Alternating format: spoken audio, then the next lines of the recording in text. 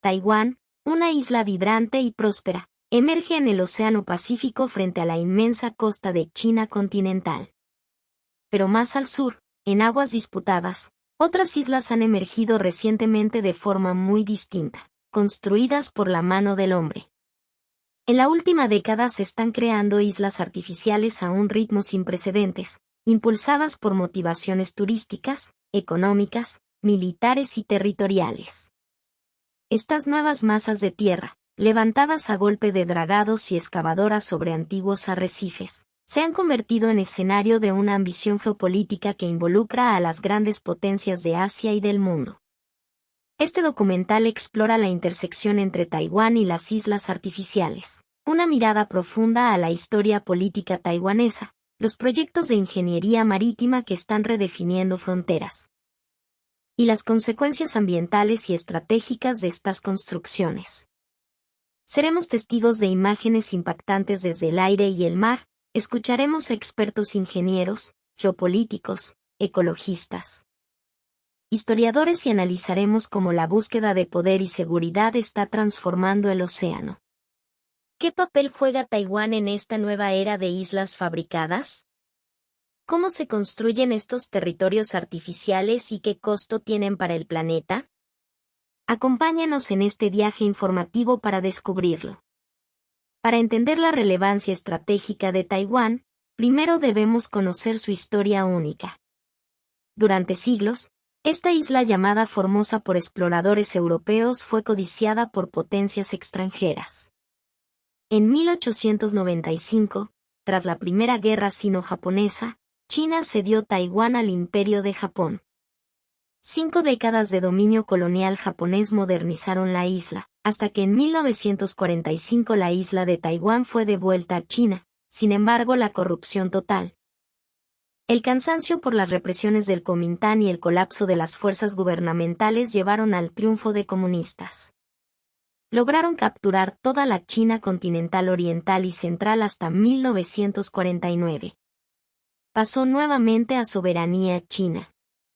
Pero ese retorno sería breve y daría paso a una división histórica. En 1949, al triunfar la revolución comunista de Mao Zedong en el continente, el gobierno nacionalista de Chiang Kai-shek se refugió en Taiwán. La isla quedó bajo el control del Kuomintán, KMT, que estableció la República de China en el exilio, manteniendo por décadas la aspiración de reconquistar el continente. Taiwán vivió bajo ley marcial y régimen autoritario durante la Guerra Fría, respaldada por Estados Unidos como baluarte contra el comunismo en Asia. Mientras tanto, la República Popular China, RPC, en Pekín consideraba a Taiwán una provincia rebelde inseparable de su territorio nacional. La doctrina internacionalmente aceptada de una sola China establecida tras la visita de Nixon a Pekín en 1972 reconocía al régimen comunista como el representante legítimo de China continental. Aún así, la comunidad internacional mantuvo lazos económicos y culturales con Taiwán, dejando claro que cualquier reunificación debía ocurrir pacíficamente y respetando la voluntad del pueblo taiwanés. Con el tiempo, Taiwán dejó de ser un régimen autoritario para transformarse en una vibrante democracia. En los años 80 y 90 se levantó la ley marcial, se permitieron nuevos partidos y en 1996 los taiwaneses eligieron por primera vez a su presidente mediante voto directo. Esta apertura democrática definió la nueva identidad taiwanesa, diferenciada de la China continental en sistema político y libertades civiles. Hoy Taiwán cuenta con unos 23 millones de habitantes y una de las economías más dinámicas de Asia. Su industria tecnológica es especialmente crucial. La isla se ha convertido en el principal fabricante mundial de microprocesadores avanzados, componentes esenciales para la economía global. De hecho, Taiwán domina el mercado de chips de alta gama con tal ventaja que quien controle esta industria obtendrá supremacía tecnológica y militar en el siglo XXI. Este liderazgo económico refuerza enormemente la importancia geopolítica de la isla. Pese a su prosperidad y gobierno propio, la situación de Taiwán sigue sin resolverse. Pekín insiste en que hay una sola China y que Taiwán le pertenece, y no ha renunciado al uso de la fuerza para lograr la reunificación. Por su parte, la mayoría de taiwaneses se oponen a unirse a la China autoritaria, valorando su democracia y autonomía. En este delicado equilibrio, Estados Unidos ha mantenido una política de ambigüedad estratégica, reconoce diplomáticamente a la RPC, pero provee armamento defensivo a Taiwán y deja intencionalmente ambiguo si intervendría militarmente en caso de una agresión china. Esta ambigüedad pretende disuadir tanto a China de invadir, como a Taiwán de declarar una independencia formal. El resultado es una tensa paz en el estrecho de Taiwán, que se ha mantenido durante más de 70 años, pero que hoy enfrenta nuevos desafíos. Para Taiwán, el gran vecino continental siempre ha sido la principal amenaza. Sin embargo, en años recientes, las maniobras de Pekín en otros mares vecinos construyendo islas artificiales y extendiendo su presencia militar han añadido una nueva dimensión a la disputa. Para entender el presente y futuro de Taiwán, también debemos mirar al sur, hacia esas aguas cálidas del mar de China Meridional donde la geografía está siendo rediseñada por bulldózeres y dragas. El mar de China Meridional es uno de los escenarios geopolíticos más disputados del planeta. Sus aguas, que abarcan unos 3,5 millones de kilómetros cuadrados, bañan las costas de China, Taiwán, Filipinas, Vietnam, Malasia, Brunei e Indonesia. Más allá de su extensión, este mar tiene un valor estratégico y económico enorme. Por allí transita aproximadamente un tercio del comercio marítimo mundial, incluyendo la mayor parte del petróleo y las materias primas que alimentan a las economías de Asia Oriental. Sus caladeros aportan cerca del 10% de la pesca global, sustento de millones de personas, y se estima que bajo sus fondos marinos yacen vastas reservas de hidrocarburos, con unos 125.000 millones de barriles de petróleo y 190 billones de pies cúbicos de gas natural sin explotar. Quien controle este mar, controla rutas vitales de suministro y riqueza natural. Históricamente, varias naciones han reclamado partes de este mar. Las disputas se concentran en dos archipiélagos principales, las Islas Paracel, Sisa, al noroeste, y las Islas Spratly, Nansa, hacia el sur. Estas islas en realidad son en su mayoría diminutos cayos, atolones y arrecifes coralinos dispersos a cientos de kilómetros de tierra firme. China, Taiwán, Vietnam, Filipinas, Malasia y Brunei reclaman total o parcialmente estos islotes y sus aguas adyacentes, basándose en consideraciones históricas o geográficas. China y Taiwán, aunque enfrentados políticamente, comparten en esencia la misma reclamación marítima. Ambas administraciones chinas defienden la llamada línea de los 9 trazos, un demarcado en forma de U que abarca casi el 90% del mar de China Meridional. Esta línea se originó en mapas de la era republicana china en 1947 y Pekín la invoca como reflejo de derechos históricos supuestamente heredados del antiguo Imperio Qing. A partir de la década de 1970, varios países ocuparon algunos de estos atolones. Vietnam estableció puestos militares en islotes. Filipinas hizo lo propio. Y China tomó posesión de todo el archipiélago Paracel tras un enfrentamiento naval con Vietnam en 1974. Taiwán, por su parte, controla desde 1946 la isla de Taiping y Tuaba, la mayor de las Spratly, donde mantiene una pequeña base de guardacostas, un puerto y una pista de aterrizaje. Durante mucho tiempo, estas ocupaciones consistieron en poco más que destacamentos en atolones remotos. Sin embargo, en años recientes, la situación ha cambiado drásticamente debido a las acciones de Pekín.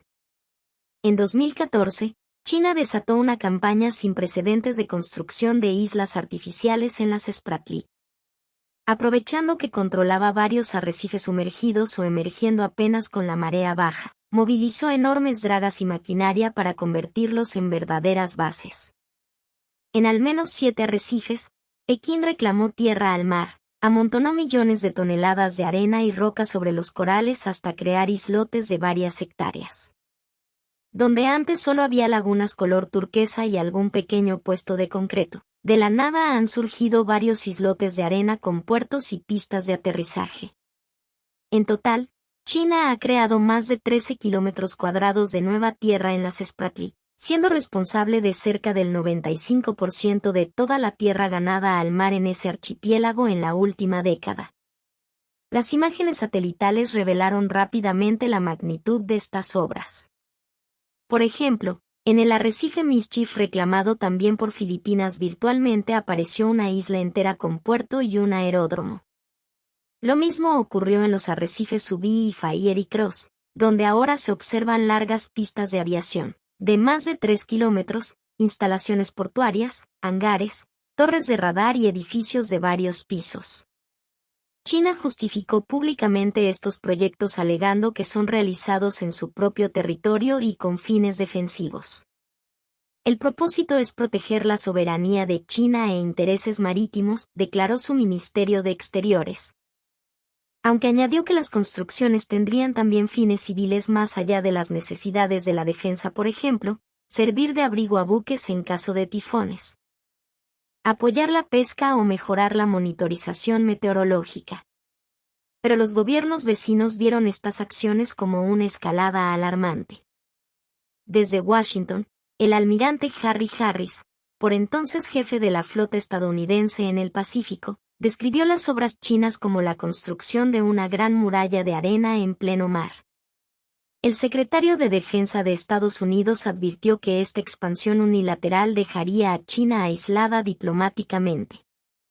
Y el propio presidente Barack Obama acusó a Pekín de usar su fuerza y sus músculos para forzar a otros países a ceder. Por su parte, Filipinas, sintiéndose amenazada, llevó la disputa ante un tribunal internacional. En 2016, la Corte Permanente de Arbitraje de La Haya falló rotundamente en contra de las reclamaciones chinas y taiwanesas sobre el mar meridional.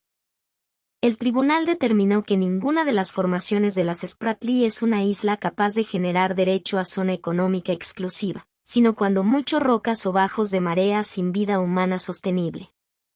Por tanto, según el derecho del mar, ninguna nación puede reclamar soberanía sobre las aguas abiertas basándose en esas formaciones, ni construir instalaciones que otorguen nuevos derechos marítimos. China rechazó la sentencia y Taiwán, no invitada al proceso pero afectada por el resultado, también la desestimó.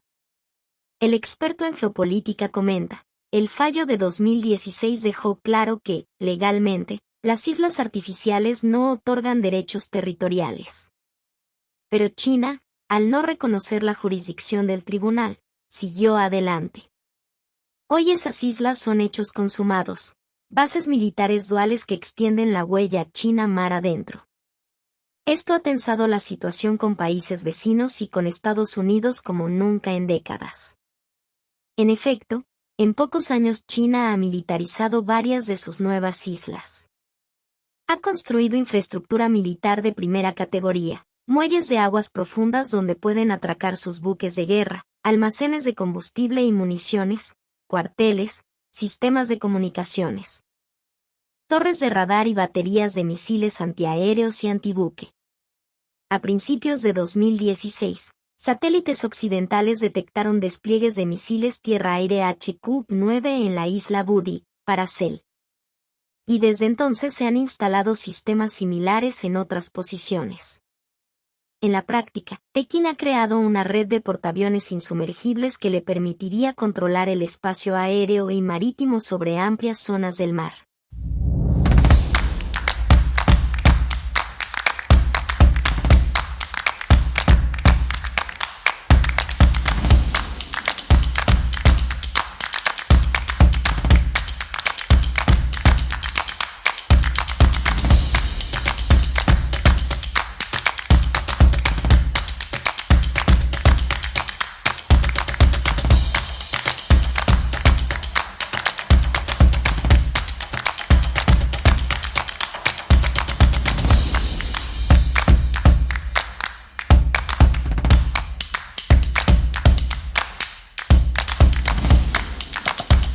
Esta disputa local tiene implicaciones globales.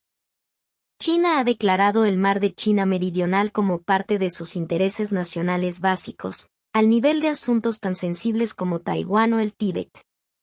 Para Pekín, estas aguas son estratégicas, constituyen su salida natural hacia el Océano Índico y más allá. Por su ubicación, Taiwán observa de cerca lo que ocurre al sur. Aunque la isla de Taiwán en sí no forma parte de las Spratly, comparte reclamaciones históricas allí y comprende que el equilibrio de poder en toda Asia Oriental está en juego en esa pugna marítima. Las ambiciones chinas en el mar meridional y su presión sobre Taiwán son dos caras de una misma estrategia para expandir su influencia y limitar la de sus rivales. En el siguiente capítulo examinaremos cómo es posible construir, desde cero, islas enteras en medio del océano, un logro de la ingeniería que fascina y preocupa al mundo. La idea de ganarle tierra al mar no es nueva. Civilizaciones costeras han reclamado terrenos costeros desde hace siglos mediante diques y rellenos. Sin embargo, construir una isla en mar abierto, lejos de la costa, es un desafío de ingeniería colosal propio del siglo XXI. Como logró China, por ejemplo, transformar atolones coralinos sumergidos en bases aéreas sólidas capaces de soportar edificios y pistas? La respuesta está en una combinación de tecnología de dragado avanzada, enormes cantidades de materiales, y planificación ingenieril meticulosa. El modus operandi empleado por China, y por otros países en proyectos similares, consiste en utilizar potentes barcos de dragado equipados con cortadores y bombas. Estos gigantes pueden triturar el lecho marino y absorber arena y rocas a un ritmo asombroso. Algunas dragas chinas modernas pueden extraer hasta 6.000 metros cúbicos de arena por hora y trasladarla a más de 15 kilómetros de distancia a través de tuberías. En el caso de las Spratly, la arena se tomó de los alrededores y se vertió sobre los arrecifes, elevándolos varios metros. Una vez que la nueva isla alcanzó un tamaño y consistencia suficientes, se procedió a estabilizarla y construir infraestructura sobre ella. En la fase de estabilización, los ingenieros aplanan el terreno y construyen muros de contención o diques alrededor de la isla para protegerla de la erosión por las olas. A menudo se utiliza roca para armar rompeolas. Por ejemplo, Palm Jumeirah, la famosa isla artificial de Dubái, requirió unos 5,5 millones de metros cúbicos de roca para rodear y resguardar sus playas. En paralelo, se compacta la arena recién depositada para que el suelo sea lo bastante firme. Técnicas como la compactación por vibración profunda o la introducción de columnas de arena ayudan a evitar que el terreno se hunda con el tiempo. La velocidad de estas construcciones ha sorprendido al mundo. Donde en 2013 había solo un banco de arena apenas visible en marea baja, un año después podía haber una isla emergida con capacidad para albergar una base. Estas obras, sin embargo, no están exentas de riesgos técnicos. Los ingenieros deben considerar la estabilidad a largo plazo. El peso de las nuevas estructuras puede hacer que la isla se asiente o hunda ligeramente, especialmente si el arrecife base es poroso. También existe la amenaza de los fenómenos climáticos extremos, tifones, tsunamis que podrían erosionar o inundar las islas si no se construyen con la elevación adecuada. En proyectos como Palm Jumeirah en Dubái o el aeropuerto de Kansai en Japón, construido sobre una isla artificial, se llevaron a cabo estudios detallados del oleaje y se incluyeron protecciones contra tormentas y posibles subidas del nivel del mar. En las islas artificiales del mar de China Meridional, se han observado técnicas similares. Extensos rompeolas de roca protegen los bordes de las nuevas bases militares chinas. Las dragas chinas, apodadas incluso fabricantes de islas en medios locales, han operado día y noche para alterar el mapa marítimo. Cabe señalar que la ingeniería en sí misma no distingue propósitos. Las mismas metodologías pueden emplearse para proyectos civiles beneficiosos o para fines militares controversiales. En el siguiente capítulo exploraremos los usos que se le han dado a las islas artificiales en distintas partes del mundo, desde resorts de lujo hasta aeropuertos y bases de misiles.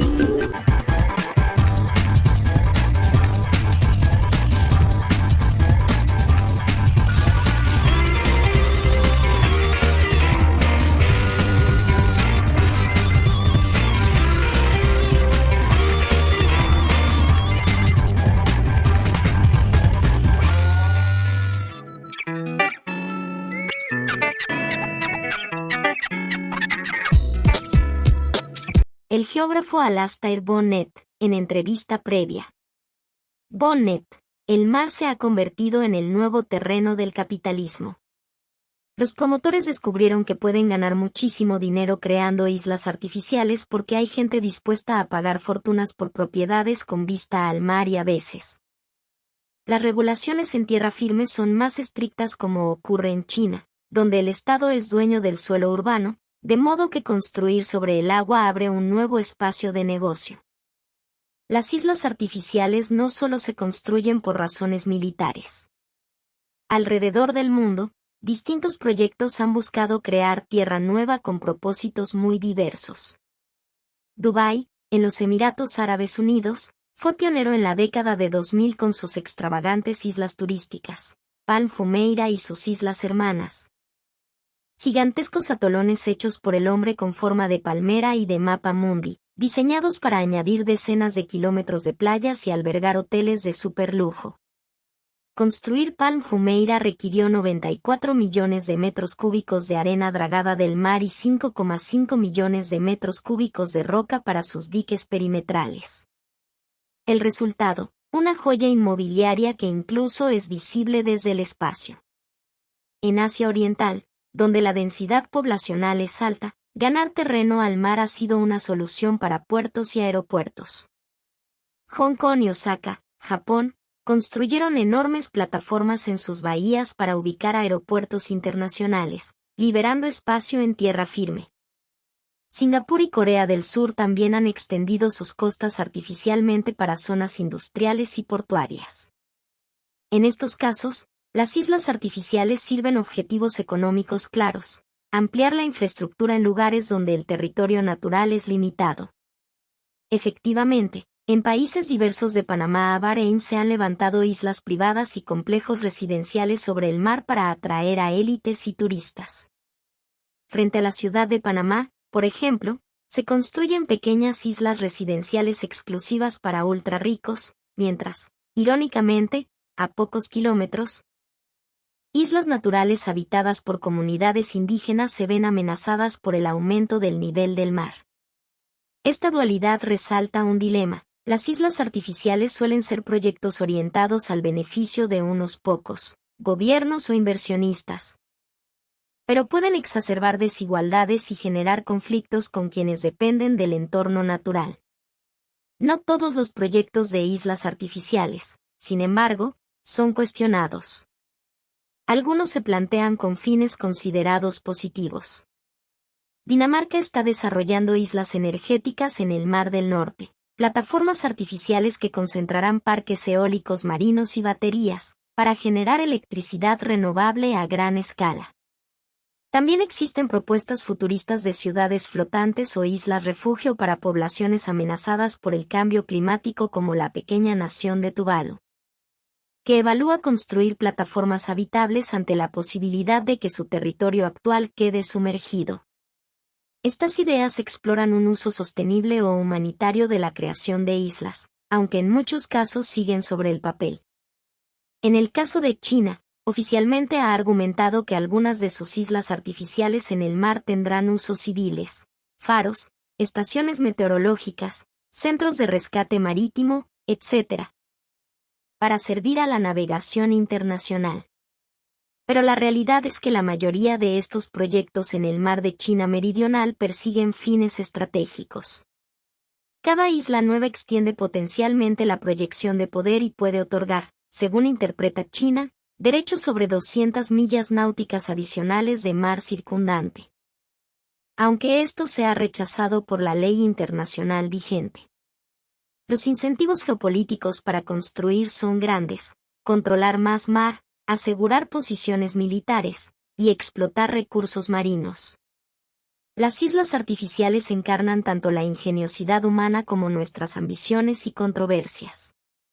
En la siguiente sección, profundizaremos en los impactos ambientales de estas construcciones. Porque cada metro cúbico de arena extraído y cada arrecife sepultado bajo tierra artificial tienen un costo ecológico inmenso.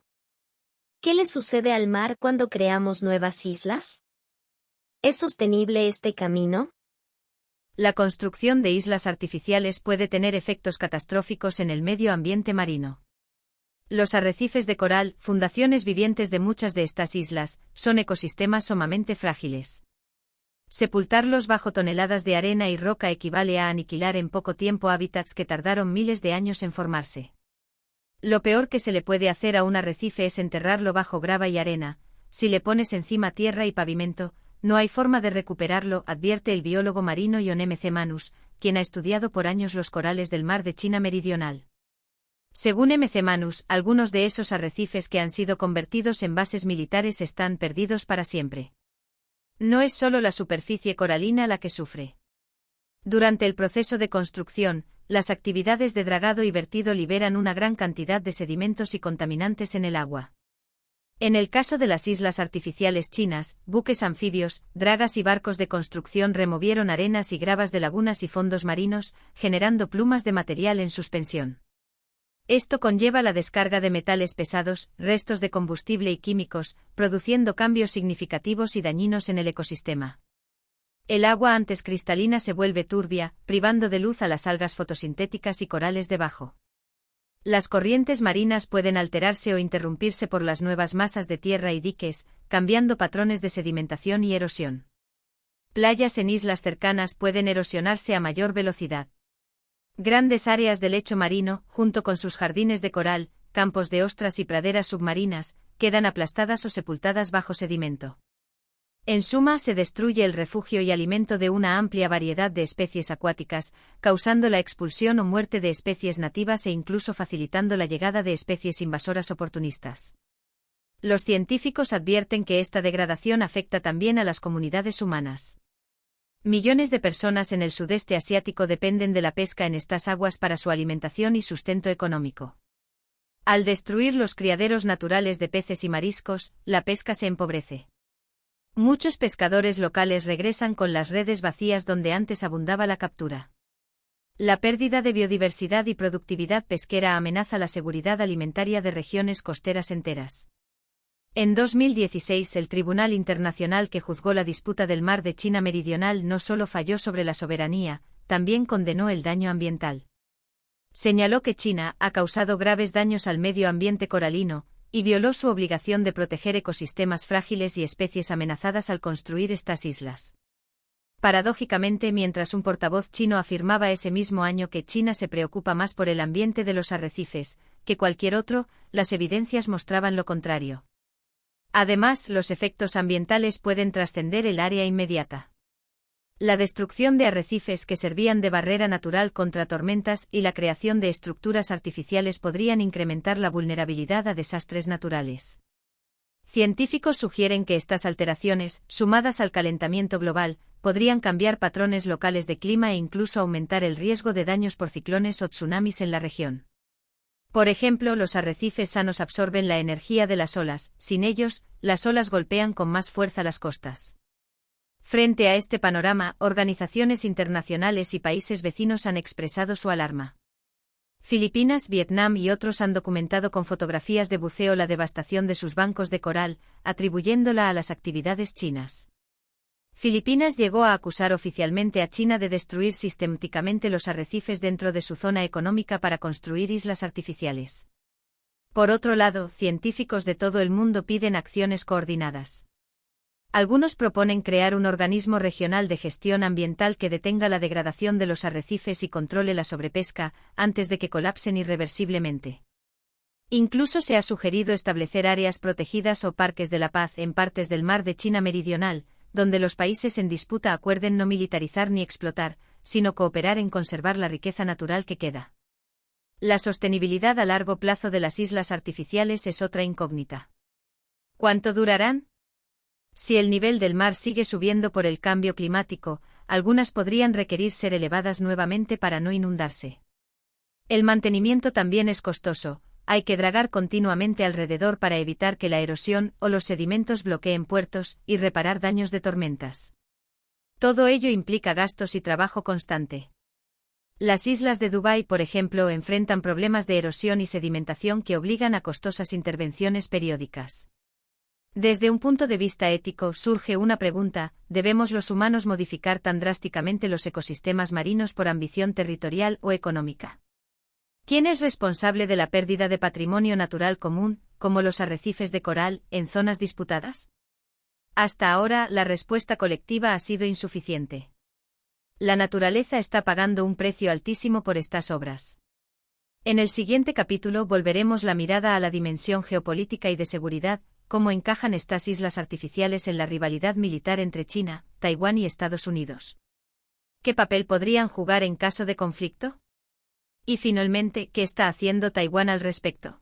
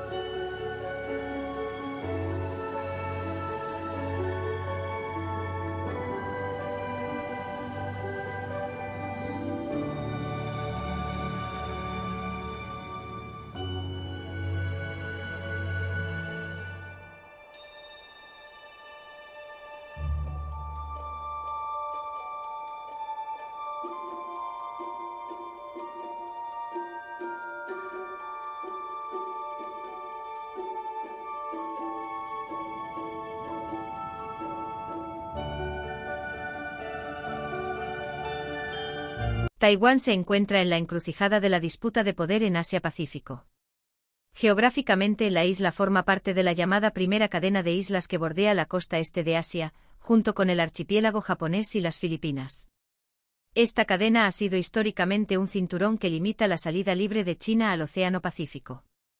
Para la estrategia militar de Pekín, romper ese cerco es crucial, significa poder proyectar su flota oceánica más allá, hacia el Pacífico abierto.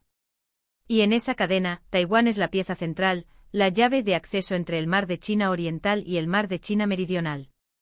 Un analista lo resume así: si China dominara Taiwán, implicaría estrechar el cerco al Mar del Sur, llave a su vez del Estrecho de Malaca, vital para Asia Sudoriental. En otras palabras, el control chino sobre Taiwán daría a Pekín un control muchísimo mayor sobre las rutas marítimas del Asia-Pacífico, amenazando el libre tránsito por puntos estratégicos como Malaca, paso obligado entre el Pacífico y el Índico. Japón, Corea del Sur, Estados Unidos y otros países verían seriamente comprometida su seguridad marítima si China extendiera un dominio sin fisuras desde el Mar de China Meridional hasta el Estrecho de Taiwán y más allá. Consciente de ello, la estrategia militar china en las últimas décadas ha sido desarrollar capacidades llamadas de anti-acceso/diagonal de negación de área, A2/AD, es decir, disuadir o impedir la intervención de fuerzas extranjeras, principalmente estadounidenses, en las aguas cercanas a China, creando una burbuja defensiva. Esto incluye desplegar una potente combinación de radares, aviones, buques y misiles de largo alcance para amenazar cualquier fuerza hostil que se aproxime. Las islas artificiales en el Mar de China Meridional encajan perfectamente en esa estrategia, actúan como bases avanzadas con aeródromos y sistemas de misiles que amplían el radio de vigilancia y ataque chinos mar adentro. Lisanews.org. En esencia, Pekín busca evitar cualquier ataque a su territorio y, sobre todo, impedir que Estados Unidos pueda operar libremente cerca de sus costas.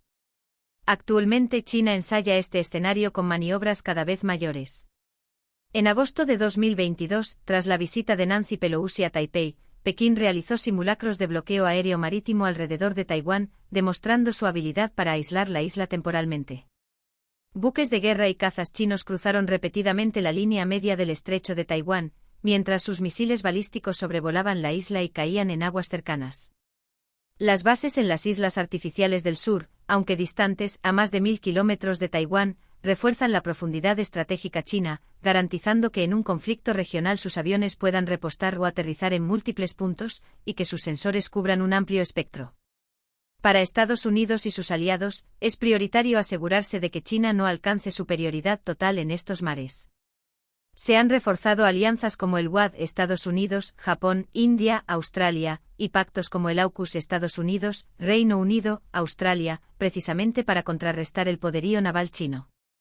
Japón, Corea del Sur, Filipinas y otros están cooperando más estrechamente con Washington, incrementando ejercicios conjuntos y la presencia de tropas estadounidenses en la región. La idea es disuadir cualquier intento de China de cambiar el statu quo por la fuerza, ya sea en el Mar del Sur o contra Taiwán. ¿Y qué hace Taiwán ante todo esto? Al no poseer grandes islas artificiales ni la capacidad de construirlas lejos de sus costas, Taiwán concentra sus esfuerzos en fortalecer sus propias defensas y mantener sus posiciones insulares existentes. Como mencionamos, Taiwán controla 2 puestos en el Mar de China Meridional, Taiping y Tuaba, en las Spratly y Donsa Pratas, al suroeste de Hong Kong. Ambas son islas naturales pequeñas. En los últimos años, el gobierno taiwanés ha invertido en mejorar la infraestructura allí para no quedarse atrás. En 2023 completó la ampliación del puerto en Taiping, dragando sedimentos para permitir el atraque de buques de hasta 4000 toneladas.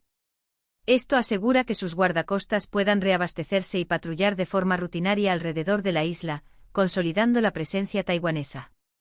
Taiping cuenta ya con una pista de aterrizaje de 1200 metros y equipos de comunicaciones, y es visitada ocasionalmente por funcionarios taiwaneses. Aún así, Taiwán es consciente de que en caso de un conflicto abierto con China, sus remotas islas en el Mar del Sur serían vulnerables. Su guarnición allí es pequeña comparada con las instalaciones masivas chinas. Taiping podría ser bloqueada o incluso invadida por fuerzas superiores.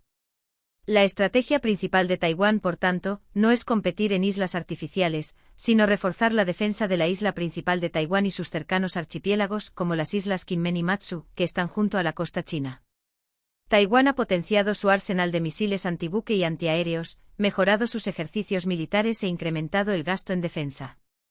Todo con el objetivo de hacer que cualquier ataque contra la isla sea demasiado costoso.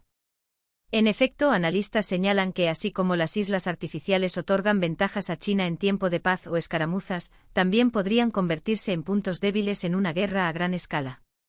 Estados Unidos seguramente intentaría neutralizarlas rápidamente con misiles de largo alcance en caso de una agresión china mayor, para eliminar los ojos y oídos de Pekín en mitad del mar.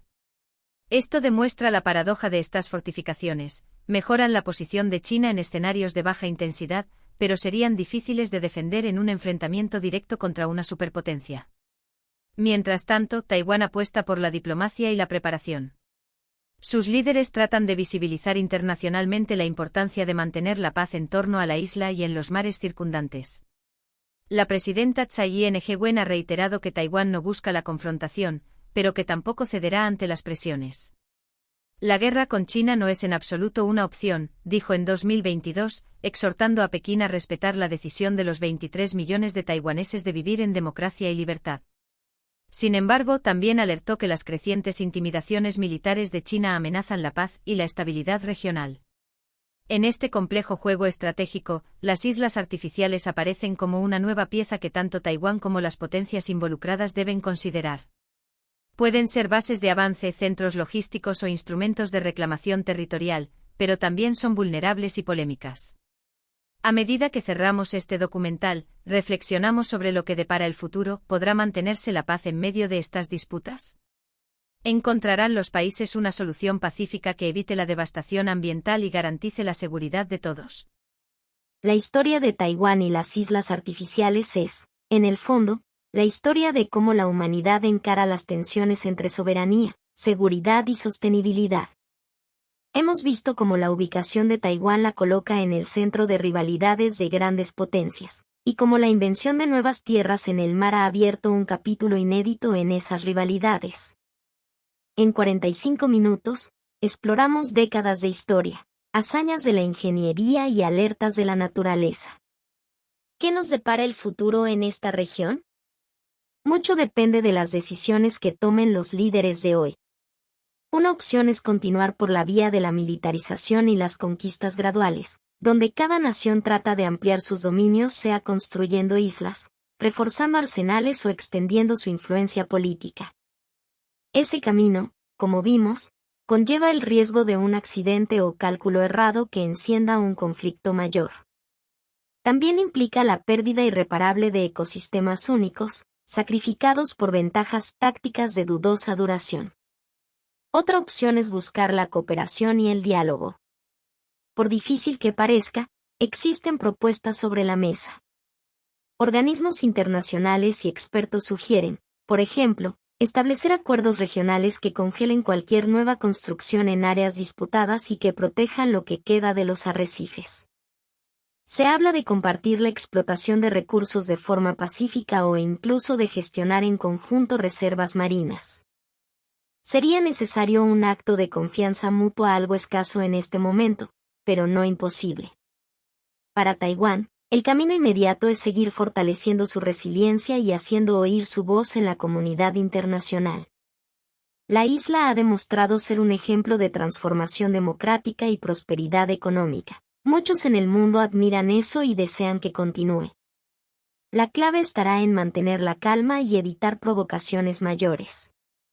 Como dijo la presidenta Tsai, solo el respeto a la voluntad del pueblo taiwanés puede servir de base para una interacción constructiva. Del mismo modo, el respeto al mar y a sus ecosistemas debería ser base para cualquier acuerdo en esas aguas disputadas. Mientras las grandes potencias juegan su partida, la naturaleza sigue su curso, los corales tratan de recuperarse, los peces buscan nuevos rincones donde desovar. Las olas erosionan lentamente las nuevas costas artificiales recordándonos que el hombre también es temporal. Quizá esta saga nos lleve a apreciar más la fragilidad de nuestro planeta azul. Las islas artificiales son logros notables de la ingeniería, pero nos plantean dilemas éticos. ¿Hasta dónde debemos alterar el mundo natural por ambición? ¿Qué legado ambiental y geopolítico dejaremos a las próximas generaciones? En última instancia, la historia de Taiwán y las islas artificiales sigue escribiéndose. Puede terminar en confrontación y destrucción, o en colaboración e innovación pacífica. El desenlace dependerá de nuestra capacidad para equilibrar el poder con la prudencia, la soberanía con la sostenibilidad.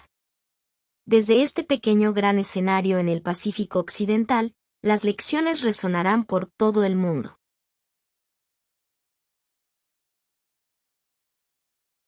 Este documental se ha elaborado con información de expertos y organismos internacionales, incluyendo análisis de política exterior, Real Instituto Elcano, entrevistas de Climática y El País, informes de Radio Free Asia y EFE, entre otros.